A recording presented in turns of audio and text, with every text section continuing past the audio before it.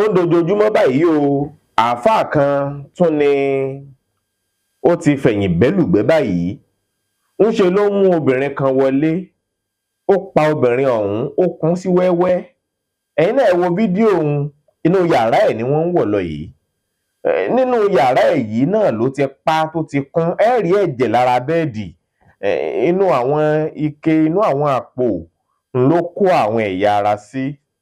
ó sì ti sá lọ ńgbà tó rí pé ọ̀ka ti fó èyí ń ṣẹlẹ̀ lójoojúmọ́ tó sì ń bàyàn lọ́kàn jẹ́ pé ó ṣe jẹ́lẹ̀ tiwa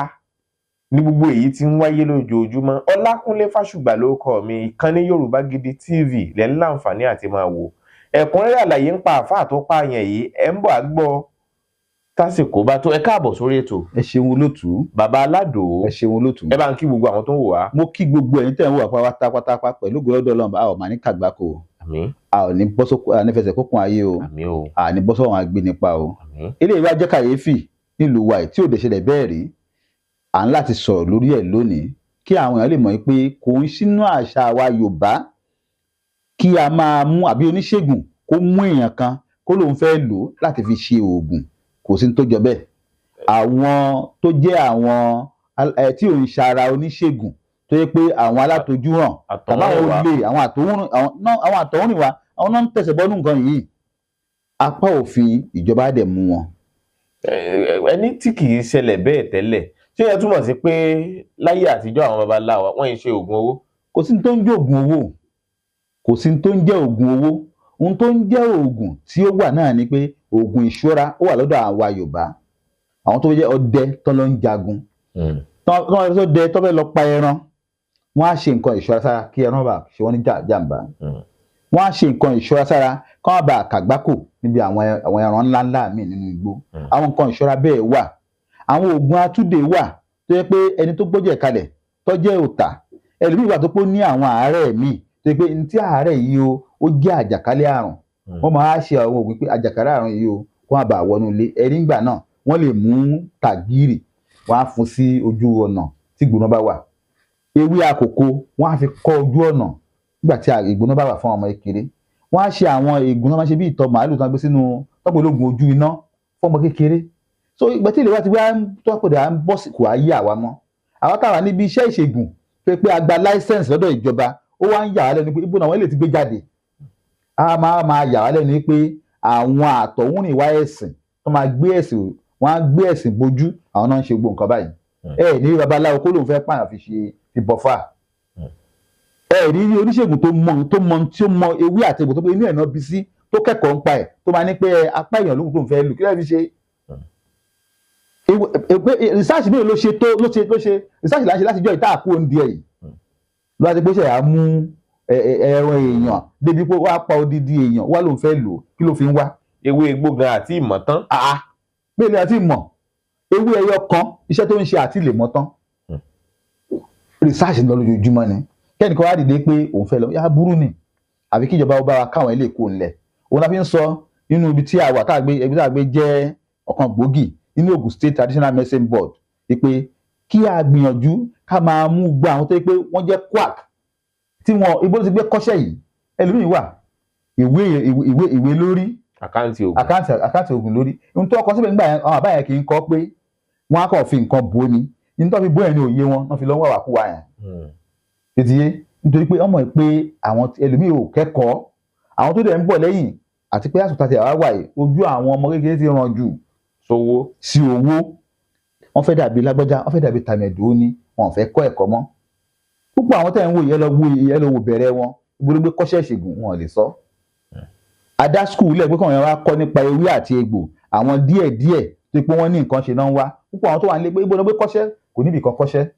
Ṣé o bá ń lé ni kò bá ń lé? Ó kàn mọ̀ pé bóyá òun ṣáà já àfà àbí òun jẹ́ wòlíì àbí òun jẹ́ bàbá òun ti ṣe ṣègùn bì kan rí ó lè bẹ̀rẹ̀ sí ní ṣe ìṣekúṣe.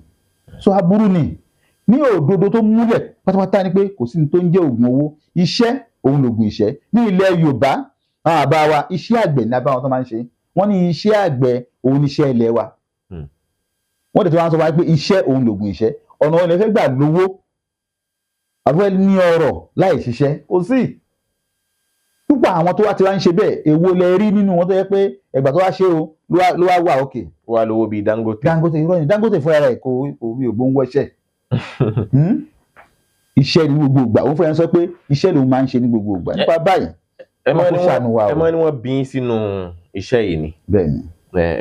Bàbá yín àti ìyá yín. Bàbá mi àti ìyá mi àwọn ìran bàbá mi àti àwọn ìran ìyá mi oníṣègùn ìbílẹ̀ ni wọ́n gbogbo àwọn ẹgbẹ́ mi dẹ̀ mọ̀ bẹ́ẹ̀.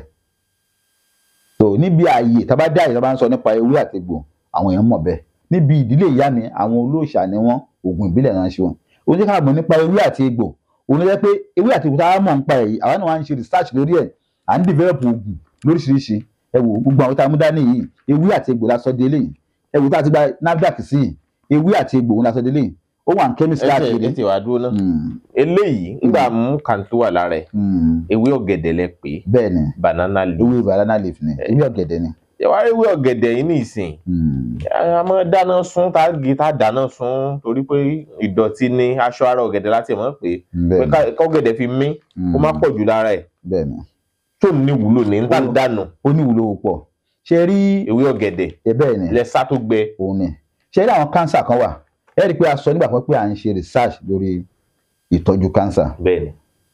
a dẹ̀ dúró lórí ẹ̀. ó wá jẹ́ kí a mọ̀ wípé òun tó ń fa cancer yẹn àwọn oúnjẹ tá à ń jẹ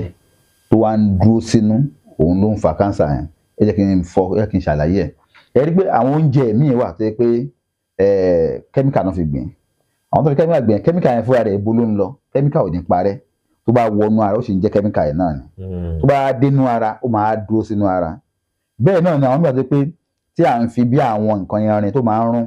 yẹn tó máa ń rún yẹn iron tó bá ti wá rún tá a fi jẹun tó bá dénú ara iron yẹn kò ní jẹ́ iron kò ní sáré máa jẹ́ iron náà iron ló máa jẹ́ ó máa rún á dúró sínú ara. bí kéèyàn lọ ta nílé ẹ̀rọ ṣé mọ̀ pé kí ní ọlọ àtàwọn irin náà fi ṣe yóò yìn sínú ṣé bó ṣe ń yìnrìn yẹn ó ń tọ̀ sára ni. àwọn pọ́ọ̀tì alumi. gbogbo yẹn tó bá ti bẹ̀rẹ̀ sí yọ ó ń wọnú ara ni gbogbo tó wá ń wọ̀ yẹn ó wá fa cancer sára níbi research tá a ṣe. so níbi research tá a ṣe yẹn a wá wò pé kí ni tó lè cure ẹ̀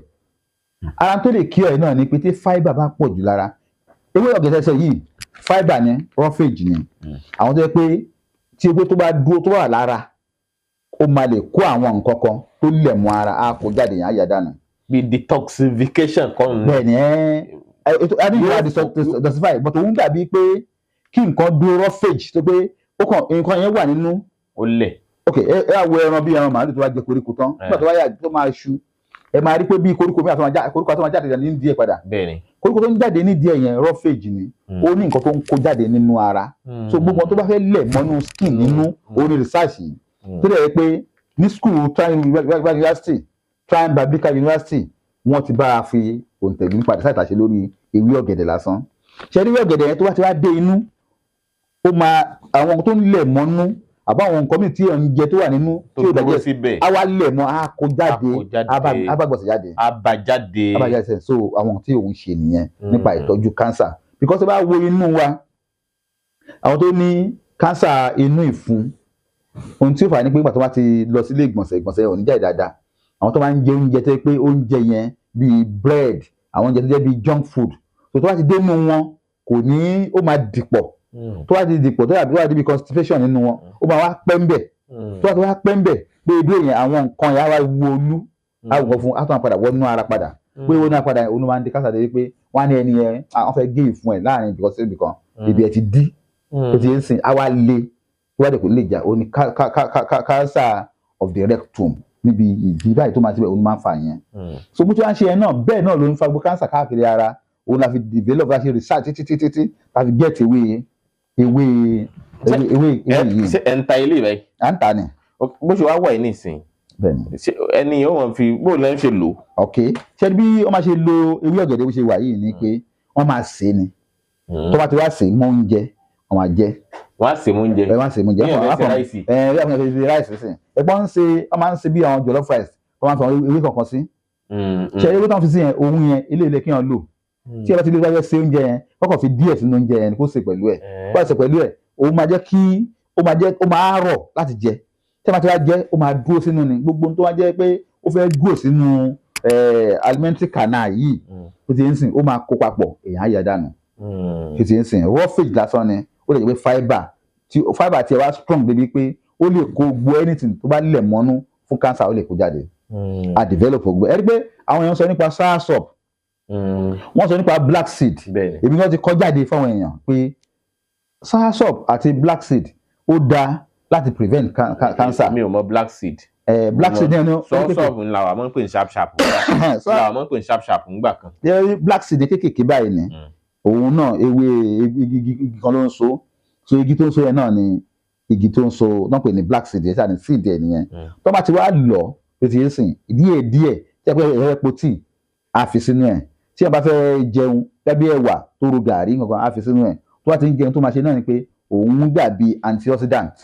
tí a mi ti ń sìn tó máa jẹ́ kí èèyàn ní immunity láti lè fight nǹkan tó ń jẹ́ cancer because ẹ rí pé gbogbo abáṣe wà yìí àwọn àìsàn wà dé pé ká níbi HIV ń sìn ó lè máa ṣe ọkọ kó má ṣe ìyàwó ok irú àná ń sìn ẹnìkan wá tí ó ní irú problem bẹ́ẹ̀ problem tó ní pé ó ń ṣe ọkọ kò ṣe ìyàwó HIV yes ó ń ṣe ọkọ kò ṣe ìyàwó but ìyàwó ń rí symptoms tọkọ ń rí ìyàwó ń rí symptoms tọkọ ń rí wọ́n ti lọ káàkiri ẹnìkan ní pé kẹ́ ẹ lọ sọ́dọ̀ àbálàdò ó máa research lórí ẹ̀ wọ́n dẹ̀ fẹ́ ṣe test kò sí lára ìyàwó ọkọ sì ní ọkọ dẹ̀ ní but òun á ń rí symptoms ọkọ ń rí ó ní ọṣù test káàkiri pé lọ ṣe test káàkiri kò dẹ̀ ní kò ṣe kí lẹ gbófà immune system ni tí a bá ní immunity tó wá strong lára láti lè máa lo àwọn ewé kan ó ní àwọn list ewé kan àwọn list ewé kan àti fi ṣe oògùn jáde tí a bá lè máa lò ẹ̀rí nìyí pé gbogbo ohun tó bá ń ṣe nìkan tó bá fara kan ẹni yẹn kò ní ṣe nítorí pé immune system ẹ̀ ó máa fight nǹkan yẹn. irú sharp ń nìsín èèyàn ó ṣe ewé ẹ̀ náà ni o. no sharp yẹn ewé ẹ̀ yẹn máa ṣe lágbo ìbọ̀tẹ̀ ó dáa kéèyàn ó lọ tí ẹ bá lọ powder yẹn kí ẹ máa lo kí ẹ máa fi powder máa fi bíi tea tẹ̀mọ̀ kí ẹ ṣe bí àwọn normal green tea tán ṣe yẹn kí ẹ máa lò bẹ́ẹ̀ ó dáa. ìyẹn ti sá àgbẹ̀ á ṣe àgbẹ̀ yes a ní àwọn nǹkan báyẹn náà tí ẹ lè máa lò. then èkejì wà ní pé nípa black seed máa ń sọ yẹn náà ẹ pé black seed tó lágbára ni imported ní àwọn Arab countries yẹn wọ́n máa ṣe dé pé tó máa fẹ́ po tíì kéékèèké tó máa pò ní kọ́ọ̀pù kéékèèké yẹn wọ́n máa ṣe pẹ̀lú tí ẹ máa po nìkan tó máa mú àwọn tó ń po Cascara Sagrada wọ́n tó ń po ní kékeré báyìí wọ́n á dẹ̀ mú ó sọ̀rọ̀ tó máa ṣe lára ni pé ó máa jẹ́ kí èèyàn lè lọ sí tọ́lẹ̀ dáadáa gbìyànjú free oúnjẹ ò gbọ́dọ̀ máa dúró nínú èèyàn pẹ́ jù tí oúnjẹ ti àti jẹun sìn tí èèyàn ti ètò tí èèyàn máa lò tó ti absorb tó máa lò èyí tó kù tó ti ń dúró lára ó máa di waste ni waste kẹ̀ríkẹ̀ ó máa grow ìdọ̀tí mold jáde ńbẹ̀ láti bẹ̀ yẹn àwọn bacteria ó sì máa jáde ńbẹ̀ so tó wà tẹ̀ sí wọnú ara padà ó wà di problem so èèyàn gbọ́dọ̀ sọ pé àádá èmi ò kí ń lọ sí tọ́ílẹ̀tì ń tèmi kẹ́lẹ́ mi ní pé ọjọ́ mẹ́rin máa ń lọ sí tọ́ílẹ̀tì kò dáa so àwọn tó yẹ kí wọ́n lọ sí tọ́ílẹ̀tì náà ní ara ẹ̀ ní fibre tí asopọ̀ wà lára ewé ọ̀gẹ̀dẹ̀ yìí ara ẹ̀ náà ní pé kí wọ́n mú black seed yẹn àbí Cascara Sagrada ó korò kí wọ́n ara sí ní ọ̀bá díẹ̀ kó máa mú lára àárọ̀ so lẹ́yìn ìgbà yẹn a wá ṣe àwọn research tó dáa lórí ilé ìnáwó wọ́n pè ní ewé egbò paràn pupa egbò paràn pupa egbò paràn pupa lélẹ̀ body sensation ni body sensation la kọ́ sí dáyẹ kọ́ sí bẹ́ẹ̀ náà ni pé ṣe rí àwọn míì tó ní cancer tá à ń sọ yẹn cancer inú skin cancer ni skin cancer yẹn náà fẹ́ jọ bí wọ́n fẹ́ ní ọba akọ́ dàbẹ́ pé bí wọ́n pé ẹ̀ tó ṣẹ̀fẹ̀ níbi leprosy tó ti yé sìn ààrẹ akọ̀ máa ṣáàbà bàjẹ́ ni so débi pé ó dẹ̀ máa ṣe fún àwọn tó bá ti lo cream tó ti bọ́ra dáadáa ẹ̀ tẹ́lẹ̀ rí so máa jẹ́ kọ́ ní skin cancer àwa ewé paràn pupa yìí egbò paràn pupa yìí ń gbé research tá a ṣe àrí pé ó dáa fún títí ẹ̀sìn ó dẹ̀ wúlò fún nítorí kí ló wúlò fún ni pé nínú ẹ̀ ó ní àwọn ingredients kan tó yẹ pé nǹkan tó máa ṣe ni pé ó kò ní jẹ́ kí cancer ó wù kò ní jẹ́ kó wù lára èèyàn lẹ́nu ìyà kò ní jẹ́ kó wù nígbà tá a try láti make sure pé a lọ òun pẹ̀lú àwọn tá a fi ṣe because òun ní kọ́kọ́ tá a fẹ́ ṣe àwọn oògùn mìíràn tá a fẹ́ ṣe bá ṣe wà nísìnyí tá a bá rí àwọn oògùn tó strong tó pé mẹ́ta méjì náà ni wípé ó wá nírú tí òun ní tó lè pa àwọn nǹkan kan àápa mẹ́tẹ̀ẹ̀ta pọ̀ because àwọn kan wà tó máa ní resistance lára wọn tí ẹ bá lo àwọn oògùn míì fún tó o bá ṣe lára eléyìí ní pé kò ṣe lára òun ṣùgbọ́n wọ́n ṣe ni pé àwa pa owó ẹ̀ mẹ́ta ẹ̀ pọ̀ tó wá papọ̀ tó bá lò kò ní ní skin cancer ṣàmì tí ẹ sìn ó lè máa prevent ṣé lílò sínú ni àbí ara. nínú ẹnu lè máa lò sí ẹ pé egbò ni egbò yìí èèyàn á dà sínú omi bó tó dá kí èèyàn dà sínú omi dùn tó bá dà sínú omi dùn tó bá ti wá rẹ dáadáa a máa ṣe sínú kẹ́ẹ̀gì ńlá á dà sínú omi dùn because kò ní jẹ́ kó strong jù lẹ́nu èèyàn kó bẹ̀rẹ̀ sí máa mú díẹ̀díẹ̀ but òun á ṣe òun pẹ̀lú ewu kànáfùrù cloves kànáfùrù lẹ ti lọ yìí. òun la lọ báyìí cloves lélẹ̀ òun la fi ní kànáfùrù cloves yẹn a máa yẹ kẹ́niyàn kó máa mu eléyìí kó dẹ̀ máa fi eléyìí fọkọ̀ mu. ilé ló dàbí tíì. ó dàbí cloves la rọ̀ báyẹn ṣeéṣe òun la ṣe báyẹn ó máa yẹ kí kò ní jẹ́ kó ń tọ̀ pé ó ní cancer gbogbo nǹkan tá a ṣe yìí ní wọ́n dà research àgbéjáde ni àwọn ewé àti ìgbésẹ̀ àgbéjáde lórí pé cancer kó má ṣèyàn ó lọ sí 14 so ní èmi mo kó mẹ́rin wá bóyá sọ tẹ́lẹ̀ nípa soursop bóyá sọ nípa black seed mo sọ méjì jẹ́ sẹ́yìn lẹ́yìn mo á kó mẹ́rin wá nínú ẹ̀ ẹgbẹ́ research tá à ń ṣe yìí mo sọ pé láti ibi last year tí mo lè ń sọ pẹ̀lú school tó sponsor wa lamẹ́ríkà òun la fi ṣe ipe nípa pé cancer o tí ẹ má lè gbìyànjú kó máa lo eléyìí a máa fọkàn mu á dẹ̀ dálé sínú omi ọsàn ẹ̀wẹ́ omi ògì omi dùn a bẹ̀ sí máa lò bẹ́ẹ̀ bá ṣe nìyẹn. then ẹ wá wo eléyìí tamudani yìí ilá àti ewé ẹ̀ la lọ. èso ẹ̀ àti ewé ẹ̀ la lọ. ṣe pé àwọn míì ń pè ní bí wọ́n lè pè ní ọ̀run ńlá wọ́n lè pè ní kíní kan. ẹ rí i pé nílẹ̀ Yorùbá yìí Ọlọ́run kí a púpọ̀ gan. àwọn àbáwá ò mọṣẹ́ kíní tẹ̀tẹ̀lẹ̀ wọ́n á ṣe ilá wọ́n á fi ṣe kíní. wọ́n á lo ewé ẹ̀ náà. wọ́n á lo ewé wọ́n á fi ṣe ọ̀run ńlá wọ́n á máa ṣe iṣẹ́ tó ń ṣe pọ̀ lára. tí ọkùnrin bá rí i pé abẹ́ inú ti ń le because tẹ́ bá wo ilá ẹ̀rí pé ó ń fà tẹ́ bá dẹ̀ wo cancer tó wà láti bíi pancreas yẹn mostly tó wá fà ní prostatitis ló wá ń fà prostatitis yẹn náà ni infection tí wọ́n bá ní látara pé ó ní infection wà lọ affect prostate bí ẹlòmíì ní gonorrhea ẹlòmíì ní syphilis àbí ẹlòmíì wà tó yẹ pé obìnrin tó ní àárẹ̀ ṣá ló máa ń bá sùn because àwọn kan àbí candida tó yẹ pé lójú ojú ayé obìnrin máa rí pé ó máa ní egbò wọ́n ọkùnrin mi ò wò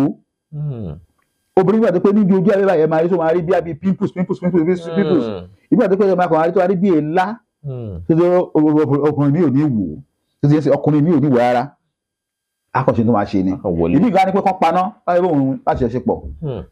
wo dè ní mọ̀ tí wọ́n sábà sùn yẹn ọkùnrin tó wá yá ábẹ̀ sí máa tọ̀ ìtọ̀ á máa ta lẹ́yìn tó wá tọ̀ bẹ́ẹ̀ sí ta á wá di pé ó ń tọ̀ ìtọ̀ ń ṣẹ́kù sí abẹ́ inú ẹ̀ ìtọ̀ yẹn ò tán láti bẹ̀rẹ̀ lọ ó láti kó ń bẹ̀ ó lè di pé á di pé nǹkan jayẹ wéré nínú nǹkan ọmọkùnrin ṣẹ́ni ẹtí yẹn máa lọ fún ara ẹ̀ ó lóògùn sí kò lóògùn sí ó lè lọ fún ara ẹ̀ nígbà míì bí ó lọ fún ara ẹ̀ yẹn ó máa lọ padà sínú ibi tí prostate gland wà tó bá padà sí ibi prostate gland wà yẹn ẹni akọ̀dẹ̀ á rí pé òun ti ní issue ń bẹ̀ nìyẹn abẹ́ inú lè máa ró ń gbà yẹn tó bá ti yá ìtọ̀ abẹ́ sì máa pín sí méjì so issue ti bẹ̀rẹ̀ nìyẹn so tí wọ́n ti wá tó affect prostate gland èèyàn tó ti wá di prostatitis yẹn ó lè di cancer ìwé tó yà máa lò lélẹ̀ because láàárín ibẹ̀ yẹn cancer yẹn prostate gland yẹn tó ń jáde òun ni kí yẹn dàbí ekun báyìí ni òun ni wọn kọ́ jáde kí yẹn tó súnmọ́ obìnrin tó bí semen tó máa jáde yẹn olóńgírísì ẹ ṣeun olóńgírísì yẹn ẹ bá ṣàkíyèsí ẹ rí pé ilá ó máa ń yọ àti àwọn àbá sọ́ǹpà ẹ̀ fún wa rí ọkọ̀ ẹ jẹ́ àṣẹ ìsáàkì lórí kí ní láàyè wọ́n gbé bọ̀ òun la gbé jáde ní ọ̀rọ̀ ńlá àti ilá ni àti ewé ilá òun la fi ṣe tó bá ṣe gbọ́n kí ní ẹ̀tàn tí ẹ̀ bá rí bó wá ní òun rí feelings pé abẹ́ ẹnu ń dùn òun rí pé tọ̀hún pín sí méjì òun rí pé òun fẹ́ ní prostate àbó tiẹ̀ ti wò pé àwọn tó bí òun náà rí because ẹlòmíràn jẹ́ pé kò ṣe àṣemáṣe o ẹlòmíràn òbóbìnrin olóbìnrin sùn o but in táwọn òbí ẹ̀ fi bí ni ẹni tí wọ́n bí tó pé ní diabetes táwọn òbí ẹ̀ máa ń ní diabetes kó o kó ń tọ́jú ẹ̀ bóyá apẹ̀tẹ̀ yọ̀wé ẹ̀kọ́ bẹ́ẹ̀ náà ni prostate gland táwọn sọ enlargement yìí tó bá dé pé èèyàn ní prostatitis pé àbí prostate enlargement ni o àbó tó bá fẹ́ ní prostate cancer kó gbìyànjú kó follow research tá à ń ṣe lọ́wọ́ àwọn ọ̀la ládájú ṣùgbọ́n abáyẹ ní ìmọ̀ tó tá a bá àwọn tó bí wa nídìí ewé ìṣègùn àdó lọ́jọ́ kan láti má kàwé lórí ẹ̀ àdó lọ́jọ́ láti má ṣe research lórí ẹ̀ òun la fi gbé àwọn eléyìí jáde ó máa prevent prostate enlargement ó máa preserve wípé cancer ó máa prevent cancer but tí wọ́n bá ní cancer tó ti yé ń sìn abá ti mọ cancer tó ní bóyá pé cancer ọyàn ló ní o bóyá pé cancer prostate cancer náà ló ní ni o àbí tí mo sọ pé já láti bí ìfun àbí ti skin ó ní combination àwọn oògùn tá máa lò tó bá ti lo combination yẹn pẹ̀lú gbọ́dọ̀ òun tó wọ́n á wà dáadáa. Ẹ wo nígbà kan nínú àwọn program wa yìí mo sọ nípa ewé saint leaf láti ṣe ewé efinrin, mo sọ nípa ìsẹ̀tà, mo sọ bá ṣe fi ń cure cancer. Nígbà tá a kéré àwọn àbá wa táwọn èèyàn máa ń ní kòkòrò ọmú náà ń pè nígbà yẹn ó ti pọ́n pè cancer yẹn ṣe pé ẹlòmíì ọmọ àtúbẹ̀sẹ̀ á máa jẹrà, ẹlòmíì bóyá níbi tó yẹ ń fún ọmọ lọ́yàn bí atúnibì kìí tó pé náà tó ń jáde tó ní hò á ní méjì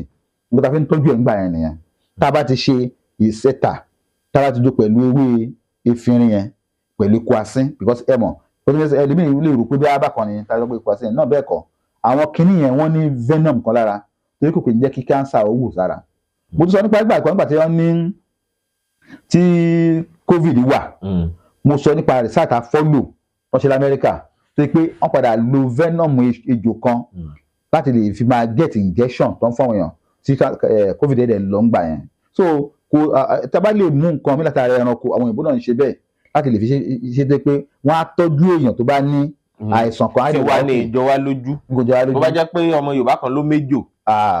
wọ́n á ní kó fẹ́ ṣe nǹkan tó tàbí kwasín ẹ̀lẹ́ àwọn babaláwo alásèjẹ ìwọ tó bá jẹ́ èbó ló lò ó. wọ́n á ní pé òun náà wọ́n lẹ́sìpẹ̀rẹ́mẹ̀ntì náà fi ṣe. nísìnyí oògùn ìbílẹ̀ ti kúrò ní tàtijọ́ o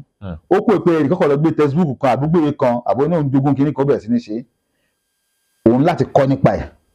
òun láti mọ̀ nípa ẹ̀ ó dẹ̀ láti máa ṣe ṣáìṣe eléyìí tá a ṣe yìí kí ló kù tá a fi kún eléyìí tá a ṣe yìí o kí ló kù tí ó fi jẹ́ pé kò fi rí báyìí kí ni nípa ìta lè fi ṣe sí ìṣe àtàṣe náà ni pé a gbìyànjú láti get ẹni tó lè fún wa ní school yẹn ló lè help wa tó yẹ pé wọn á ní sample nǹkan tó yẹ pé cancer cells yẹn nínú serum kékeré báyìí náà fi sí wa wọ́n bá get serum ẹ̀ so àdé ń ṣe àwọn oògùn yìí wọ́n ń tẹ̀sẹ̀ fún wa lọ́hùn wọ́n fi ń test ẹ̀ so àdé dúpẹ́ fọlọ́hùn àti kó nǹkan méjì àti kó àwọn oògùn ewé jáde tó pé very very perfect and effective láti take care ẹ̀ tí èèyàn bá ní pé òun ti bẹ̀rẹ̀ ní cancer kó tọ́jú ara ẹ̀ kó báyìí kó di gbàǹkangbè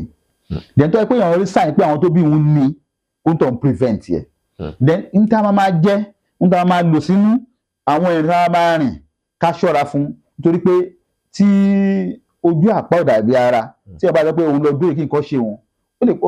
ó lè má dàbí ara mọ́ o so nípa báyìí la fi gbé àwọn ewé ìjáde ní oríṣiríṣi tí èèyàn bá wá kófìrí pé nǹkan kan ń ṣe òun ní ara kó gbìyànjú kó ṣe test kó má bò rẹ̀ sílé because nígbà míì àwọn sáìn míì ó máa ń jọra wọn ẹlẹ́mìí ní gbé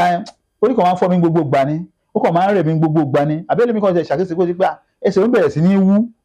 ojú ń bẹ̀rẹ̀ sí ní wú òun bẹ̀rẹ̀ sí ní weak ṣe ti ń sìn kó lọ ṣe test rẹ̀ tó bá ṣe test rẹ̀ kó yẹ ká kọ̀ sí akájọ fúnra nímọ̀ràn àtàlàyé nítorí ẹ̀ kò sẹ́ni tó gbọ́n tán ṣùgbọ́n ìmọ̀ òun ló jẹ́ ká débi tá a lè dé lónìí àdó nígbà pé eléyìí nìkan la ní ṣùgbọ́n nígbà ṣe research lójoojúmọ́ àwa ti ń jáde pẹ̀lú nǹkan tó yẹ pé tí ó jẹ́ pé gbáǹkọ́gbì oògùn tó ń fún wa ní correct perfect solution to any problem so oníléeṣẹ́ Holy Peace Herbal Research Center òun la gbé dání a ti ṣàwọn oògùn jáde lóríṣiríṣi ẹ wo oògùn lego tá a ṣe yìí lego herbal purifier òun náà la pè àti gba NAFDAC sí ó wà ní chemist káàkiri nítorí pé ó ní black seed mo sọ láàkọ́ nú ó ń pè tí wọ́n á lè gbìyànjú láti máa lò ó máa ń prevent kéèyàn ní cancer growth lára ní lego yìí lego mixture ẹ pé blood purifier láàkọ́ ní la kà á sí bó nígbà táwọn èèyàn bá wò lórí wọ́n wò pé tó bá ní kíní eléyìí tó báyìí ẹ jẹ́ lọ test ẹ̀ wò so ó prevent kéèyàn ní cancer ó ń prevent àìsàn tó pọ̀ nítorí pé ó máa ń purify ẹ̀jẹ̀ ni and most people tó yára rí ẹ̀rọ nígbà tó gbé á ní nǹkan kò ṣe wọn but ó ní cancer nínú blood ẹ̀ tó ń pè ní bí leukemia so irú àwọn nǹkan báyìí ẹ jẹ́ ká tún ara ṣe o ẹ get lego herbal mixture ó dáa púpọ̀ fún ìwòsàn ara bẹ́ẹ̀ ni. ẹ ṣeun ó ti ní bẹ́ẹ̀ ó ti lò lára. bó ti ní bẹ́ẹ̀ máa lò ó ní NAFDAC number. àwọn náà máa lò lẹ́kọ̀ọ́. ẹ ṣeun. àbíbò. bẹ́ẹ̀ ni bẹ́ẹ̀ ni. ó nìyẹn tí a ti lò bẹ́ẹ̀ pẹ̀lú gbọ́dọ̀ ó máa dúpẹ́ fọlọ́run. ọdẹ tí ẹ kóró jù. bẹ́ẹ̀ náà kòkòrò ara àwọn oògùn tí a ṣe jáde nìyẹn. ara mi sì gbà yágíyágí. ó dá púpọ̀ pẹ̀lú gbọ́dọ̀ eyín gbọ́dọ̀ má pọn mílẹ̀ dùn gbẹ. because tí yàrá bá ṣe ní àgbà sí ẹ ṣeun gan ara àwọn oògùn tí a ṣe nìyẹn ẹ tún wo Oskonto herbal capsule àti ṣe lóní capsule ó wà ní Nàìjíríà ó wà ní Amẹ́ríkà ó wà ní London àwa la ṣe jáde àdẹ̀ṣe olómi ẹ̀ náà olómi ẹ̀ lélẹ́yìn Oskonto capsule Oskonto mixture kí ló bá ń ṣe náà ni pé àwọn mìíràn tó ń sanra ṣe pé ìsanra wọn yẹn wọn kì í rí gbọ̀nsẹ̀ ṣe wọn ní constipation tí a bẹ̀rẹ̀ sí lò ó dáa púpọ̀ fún ó máa jẹ́ kí gbọ̀nsẹ̀ kó wálẹ̀ dáadáa yàtọ̀ sí yẹn ó tún dáa fún àìsàn jẹ̀díjẹ̀dí kínú máa kùn kínú máa kó máa kún tó ti ń ṣe ó dáa fún then àwọn ìyá wa tó pé wọ́n ń ṣe nǹkan àlejò ó ti fẹ́ stop wọ́n ti fẹ́ wo menopause tó fẹ́ wo menopause tí wọ́n máa rí àwọn àmì oríṣiríṣi ara wọn máa yàtọ̀ wọn ẹlòmíì tó pé kò kí ń rẹ̀ tẹ̀lé abẹ̀ sí máa rẹ̀ ẹlòmíì tí ò kí ń ní ara yún abẹ̀ sí máa ra ara yún ó fà náà ni pé ó ti fẹ́ wọ menopause láfi ṣe Oskonto ó dáa púpọ̀ jù fún Oskonto herbal mixture àti Oskonto kí a máa lò ó dáa púpọ̀ fún àwọn àgbàlagbà fún ìrírí inú àṣẹ bẹ́ẹ̀ ó dáa púpọ̀ ara òkúta ṣe náà ni a ṣe aládùn bitters gbogbo àwọn òkúta mi jáde ó ti ní NAFDAC o Google ẹ̀kẹ́ lọ wò ó NAFDAC approved product ni ṣe ilé ìtàpé ní aládùn bitters fún ẹ̀yìn ríro ló dà fún ẹ̀yìn ríro ṣé rí ẹ̀yìn ríro tí wọ́n ń sọ yẹn oríṣiríṣi kan lè fa ẹ̀yìn ríro ẹlòmíì irú pọ́sì tasọ láàkọ́ á kàn máa rí pé ẹ̀yìn máa ń ro òun àsáyìn pé nǹkan kan ń ṣe lẹ́yìn ara ni ẹlòmíì wà dé pé nítorí pé ó ti ní egungun ẹ̀yìn ó máa ń jókòó jù èyí lè máa ró òògùn tí wọ́n máa lò fún lélẹ̀ ẹlòmíì wà tó jẹ́ pé ó máa ń jẹ nǹkan tó dùn yẹn kò wá jáde ó ti sílẹ̀ sábẹ́ inú ẹ̀ òògùn tó rà rẹ̀ aládùn bitters ló máa lò ó korò díẹ̀ àwọn kan wà dé pé lára wọn máa ń sábà ní ṣúgà láti prevent ẹ̀ aládùn bitters náà máa lò òògùn tó dáa ó pọ̀ jù fún ni àwa la ṣe jáde then a ṣe organic organ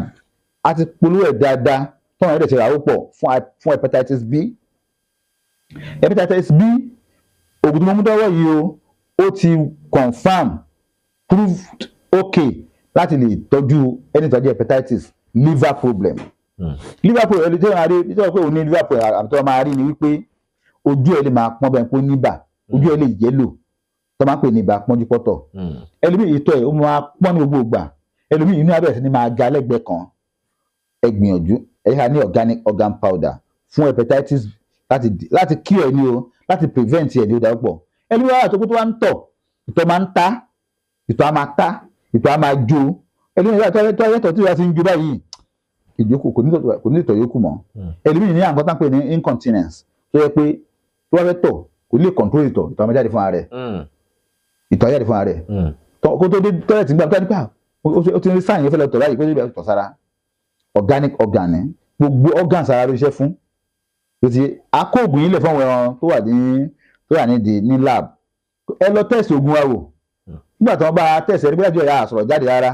nígbà tí wọ́n bá test ẹ láyé ń jáde pé yes wọ́n lè ìdáfẹ́lẹ̀ àwọn oògùn náà là kó wáyé organic organ fún hepatitis pẹ̀lú gbọ́ ẹ bá dúpẹ́ fọlọ́run lórí ẹ̀ a ní oògùn fún high blood pressure àti ṣe capsule aládò herbal therapy àwọn èèyàn ti lò wọ́n ti dúpẹ́ lórí ẹ̀ a ná àwọn èèyàn púpọ̀ tí a bá fẹ́ pè láti rò pé ok àwọn ohun tí ẹ̀rọ fẹ́ sọ pé ó ti ṣe bẹ́ẹ̀ a lè fọ́wọ́n èèyàn nọ́mbà ẹ̀pẹ́ nìyí a fún yín ní a ṣàlàyé experience fún yín aládò therapy fún blood pressure ẹlòmíì ò kí ń lè sùn mo bẹ́ẹ̀ nìkan náà sọ̀rọ̀ tó sọ fún mi pé òun ò kí ń sùn òun máa ń sọ tẹ́lẹ̀ ìgbà tó máa ti rìtáyà òun kàn ní pé òun ò kí ń ro òun sùn mọ́ ni kí ló máa ṣe á máa tẹ fóònù gbàgbé lè máa wo fíìmù títà gómìnà máa fi lù kò ní sùn rárá ó ní bẹ́ẹ̀ máa sùn fọjọ́ mẹ́jọ ọ̀tọ́ láti jọ́ kan wọn akọ̀rẹ́ pé òun kàn sùn ni àìsàn tí ò dáa ni ní tó máa ń fà náà ni pé tó bá yá orí á máa fọ́ ẹni ẹ nípàkọ́ tó yẹ sí fọ́yàn nípàkọ́ tó bá yá ó lè di stroke ó lè fà kó má ríran mọ́ tó ti sìn ẹ ká máa lo aládò therapy èèyàn òórùn sùn ni o èèyàn wá ń wò níwèé pé bp ń high ni o èèyàn wá wò níwèé pé ó dẹ̀ pé apá kan ó fẹ́ máa ẹni wá kan tó báyìí á dẹ̀ máa yẹ̀ báyìí kò ní mọ̀ ẹni wá kan lè snub akọ slump ń bì kan ni kó faint kó dákú aṣubúlẹ̀ tó bá tóbi ìṣẹ́jú mẹ́ta á dẹ̀ dìde padà stroke ń bọ̀ ní àmì stroke ni o aládò therapy ó ní ẹ lo àníṣe àárẹ̀ tí ò gbógun iléeṣẹ́ bàbá aládò àwa ṣe jáde o a ṣe ṣàgbàdéwé eléyìí dáa fún àwọn ọkùnrin púpọ̀ àwa ọkùnrin ló dáa fún o ṣe rí ẹ má yẹ ká lọ lo drug ẹ̀rẹ́ lómi a máa wá oògùn agbára kó nǹkan òun le kí nǹkan òun le no a ní ìdí ẹ̀ níta ní ìdí náà ni pé tọ́lọ́ bá ti dá ẹ̀rẹ́ pé tẹ́tẹ́lẹ̀ ìgbà tó ti ayé kéré ó ń súnmọ́ obìnrin kò ní wàhálà mọ́ nítorí wàá ṣe tí òfin jẹ́ kó má lè súnmọ́ obìnrin mọ́ ló máa ṣe kí ló tó máa ń fà á inú kíkùn mọ́ sọ pé ọkùnrin abẹ́ inú ọkùnrin gbọ́dọ̀ máa kún débi pé a kò rí gbọ̀nsẹ̀ ṣe tó bá ti ń di pé abẹ́ ọkùnrin ń kún láì rí gbọ̀nsẹ̀ ṣe àbójẹ́ tó wá mu ọtí ò dáa ó mu bíà ó mu kí ni ẹ̀ kò ń ṣe tó dáa rárá àbúrò ó jẹ́ pé tó pé ó wá mu oògùn kan tó bá ti mu oògùn yẹn yá tó ń ta ìwà nígbà ìsinmi ìṣẹ́jú méjì tó bá ti mú lọ bóbìnrin sùn aburú ni o ẹ lórí sàgbàdéwé natural ingredient là á fi ṣe bó tó bá ṣe náà ní ara ni pé á jẹ́ kí inú abẹ́ á jẹ́ kó flush gbogbo ìdọ̀tí kúrò then àwọn iṣan tó wá síbi nǹkan ọmọkùnrin tó pé ìbẹ̀rẹ̀ ń gbẹ́jẹ̀ wá because ẹ̀jẹ̀ ló wá jẹ́ nǹkan ọmọkùnrin ó lágbára ẹ̀jẹ̀ yẹn á tú bẹ̀ because ẹ̀lẹ́bìtì ní blockages ń bẹ̀ so ẹ̀jẹ̀ tó wá ń bọ̀ tó wá síbi nǹkan ọmọkùnrin yẹn kò wá pọ̀ okó ẹ̀ wá lé bí rọ́bà ṣé pé lé bí rọ́bà yẹn kò lágbára tó láti lè bá obìnrin ṣe ṣàgbàdéwé ní kẹ́lò a ṣe pílà a ṣe òpómúléró mẹ́ẹ̀ta combination mẹ́ta ni tí ẹ̀ bá bẹ̀rẹ̀ sí ìlú nǹkan ọmọkùnrin yẹn á ní agbára tó bá ní agbára dáadáa tí ó bá na gbàgbára báyìí kò sí nǹkan tó lè fi ṣe kò sí nǹkan tó lè fi dàlú ẹ wá lo agbo òpómúléró àṣàgbàdéwé ọkùnrin á wà lákọ bí ìbọn nínú àwọn oògùn tá a ṣe òun náà la ṣe joy woman ètò múdà ní sin hemotrit ni eléyìí máa ń jẹ́ supplement fún ẹ̀jẹ̀ ni tẹ́jẹ̀ yẹn bá dọ̀tí tí ò bá wà òkè dáadáa àbí yẹn wá ń rí àwọn àìsàn káìsàn débi pé ara ń wun ara ń yun arábìnrin kọ́ bẹ̀ sí ní kí ara káàkiri ara rẹ̀ ẹ jẹ́ kó lo hemotrit yìí á jẹ́ kí ó wà òkè á wà lákọ bí ìbọn mo fẹ́ sọ nípa joy woman because ẹ rí àgbo joy woman yẹn ó dáa fún obìnrin tó bá ń bẹ lọ́hùn fọ́mọ tóbi bá ń bẹ lọ́hùn fún ọmọ ohun tó lè fa kí èèyàn máa bẹ lọ́hùn fọ́mọ ó pé oríṣiríṣi ohun tó lè fa kí ẹlòmíì máa lóyún ó pé oríṣiríṣi ara ẹ̀ náà ni cyst then cyst mo sọ tó máa ń sọ yìí wọ́n ń pè kankan ní PCOS ṣe rí PCOS yìí àìsàn kan ni ní tó máa ń ṣe fún obìnrin ni pé kò ní jẹ́ kó obìnrin lè máa ovulate kò ní jẹ́ kó lè ovulate tó bá lè ti ovulate kò release ẹyin débi pé tọkùnrin bá súnmọ́ á lè fún obìnrin lóyún but in tó máa ń fà á ni pé sign tó lè máa rí láti kékeré ni wípé á rí wípé nǹkan oṣù kò wá dáadáa ẹ̀rọ máa kéré mi tí ó ti ju 18-20 years lọ nǹkan oṣù ẹ̀ yẹn á máa ségesège tó bá yá á dúró kò ní wá mọ́ tó wá bẹ̀ sí rí in tó fà á náà ni pé àwọn hormones tó wà lára ọkùnrin á máa grow lára ẹ̀ á bẹ̀ sí máa ní irun lára púpọ̀ á bẹ̀ sí máa ní bí irùngbọ̀n ṣé ti ń sìn in tó ń fà ní pé hormones tó wà lára ọkùnrin ó ti ń pọ̀ jù lára tiẹ̀ so tó wá ti wá rí bẹ́ẹ̀ nǹkan oṣù ẹ̀ ò ní wà dáadáa mọ́ òun náà pè ní polycystic ovary syndrome PCOS ṣe rí in tí mo sọ yìí òun ni wọ́n fàtí pé ẹ̀ rí obìnrin tó yẹ pé á kàn á lágbára kókókókó á wá dàbí ọkùnrin kò ẹ̀ ní rí abo ìdí abo lára ẹ̀ ìdí abo náà ni pé àwọn bàbá wa tó wá wo obìnrin wá ní obìnrin tó lọ abo obìnrin ni so tó yára abo obìnrin ẹ̀ rí pé ara ẹ̀ máa wà lábo ara ẹ̀ á dẹ̀ bó bá ṣe pé obìnrin ara ẹ̀ wá ti ń le wọ́n ń dàbí ọkùnrin gbogbo ara ẹ̀ wá nírun òun náà ti nírun láyà òun náà nírun nígbọ̀n títí ẹ̀ ń sìn so polycystic ovary syndrome yẹn ló ń ṣe PCOS tó bá lè ti ní ṣe bẹ́ẹ̀ yẹn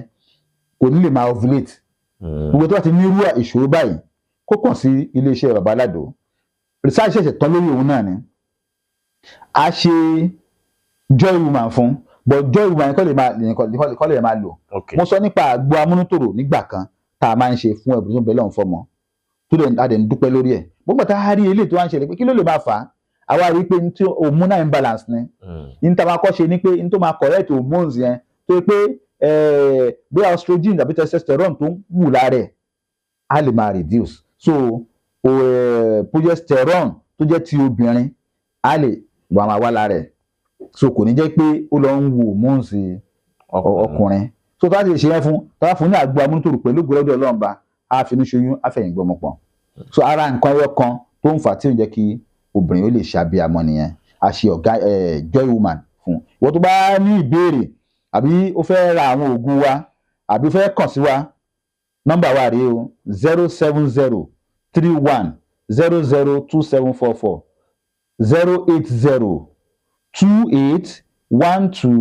08028121088 tàbí 07031002744 a wà ní nọ́mbà 4 Baba Alado close Ọpẹ́ Olúwa Ìta Ọ̀sìn nílùú Abẹ́òkúta ẹ lè rí àwọn oògùn wa rà ní ọ̀dọ̀ Alpha and Omega ní Justin Market ẹni tí wọ́n fẹ́ kó àwọn oògùn wa ní ọ̀pọ̀ yanturu ẹ lọ sí Indianapolis lọ́dọ̀ Yahoo Skonto ẹ máa rí àwọn oògùn ara ńbẹ̀. Àbẹ́ fẹ́ ṣe ìwádìí nípa àwọn ewé àtegbò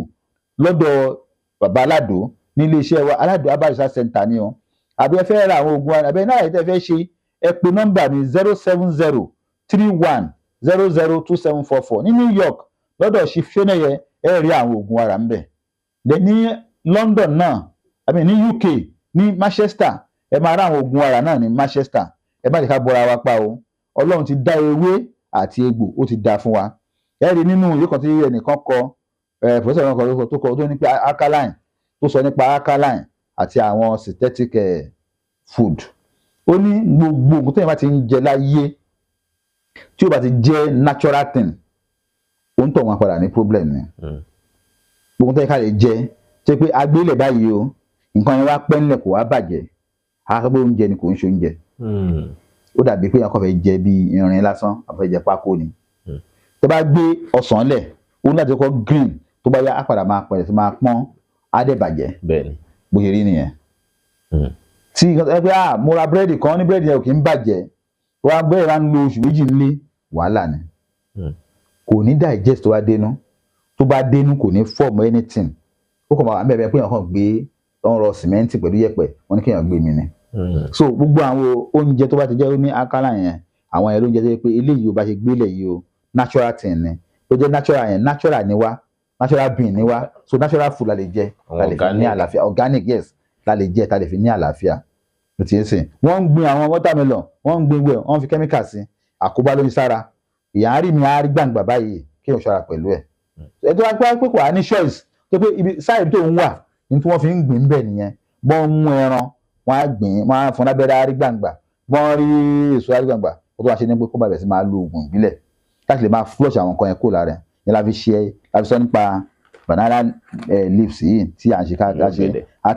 àti ṣé jáde dé pé ó ti wà pàjù báyìí lọ tí ò ní jẹ́ kó máa jẹ́ bó ṣe rí tọ́pá sí lọ tó bá dà tó bẹ̀ neat dáadáa so a ti ṣàwọn ẹbẹ̀ náà èèyàn máa jẹ àwọn eléyìí láti prevent àwọn cloves láti prevent nǹkan tó jẹ́ cancer lára tó ní tá à ń jẹ iná ní problem ń tá à mú ní problem then wọ́n fi kún àwọn tá jẹ́ àgbàlagbà ká ṣọ́ra níbi ẹran jíjẹ ẹran jíjẹ àgàgà ẹran màálù ká ṣọ́ra fún ó dáa wípé àkíyàn jẹ ẹran nípò ní protein yes but àwọn ewé kan tó ní protein ju ẹran màálù lọ àwọn ewébẹ̀ wọ́n ní protein tó ju ẹran màálù lọ ìṣẹ̀ṣẹ̀ ẹ wo àwọn kan tó ń ṣe wọ́n fi wàrà màálù wọ́n á fi ṣe bí ẹran tó bí wọ́n á ṣe wọ́n á ṣe wàrà yẹn tó máa fi ṣe bí ẹran ó bẹ́tà ju kí wọ́n máa fi jẹ ẹran màálù lásán lọ because fat tó wà nú ẹ̀ kò ń ṣe fat tó dáa fún ara wa bọ̀tẹ́ ìpè pé àwọn máa jẹ bọ̀tẹ́ bí ẹ̀kọ̀ọ̀kan kí wọ́n á jẹ pé nǹkan tó máa jẹ ní gbogbo ìgbà yẹn kí wọ́n máa jẹ oró irú àwọn yẹn yes white meat ni white meat àwọn yẹn títí ń sìn gbogbo àwọn tó jẹ́ red meat kò dáa fún ara títí ń sìn so àlàáfíà wa báyìí ká fi ṣeré o ewé àti egbò nílé iṣẹ́ Holy Peace Herbal Research Center ó ti kúrò nínú pé kí wọ́n kàn wò wí pé wá ní pé ò ń gbé oògùn jáde àwọn oògùn tọ̀dọ̀ wa pẹ̀lú research ni a dẹ̀ ń dúpẹ́ àwọn èèyàn ń kan sáá sí wa lórí iṣẹ́ wa a dúpẹ́ àwọn èèyàn ń pè ẹ wo ká tó sọ̀rọ̀ yẹn wọ́n ti ń pẹ́ àgbóhùn àṣẹ kíní kan ẹ̀kọ́ wa ní kíní kan nínú àwa ń ṣe research lọ́wọ́ yìí pé kéèyàn kan bọ́ta kó kàn sọ̀rọ̀ téèyàn fẹ́ sọ ni pé kéèyàn sọ̀rọ̀ nípa pé tó máa lè wúlò fáwọn èèyàn tá a lè fi jàǹfààní ń bẹ̀ a ti sọ nípa àwọn ewé oríṣiríṣi káwọn èèyàn take note ẹ̀ kọ́ dẹ̀ múra nǹkan tá a máa jẹ sẹ́nu yìí ká jẹ́ kí oúnjẹ wa kó jẹ́ oògùn wa kí oògùn kó má bàa jẹ́ oúnjẹ lọ́jọ́ iwájú. Ẹ ṣeun púpọ̀ bàbá Aládò bá a ṣe gùn lóòbàrìbà àdúpẹ́ pọ̀ lọ́wọ́ yín kò ní jù bá ń lọ fún tàsìkò yìí ẹja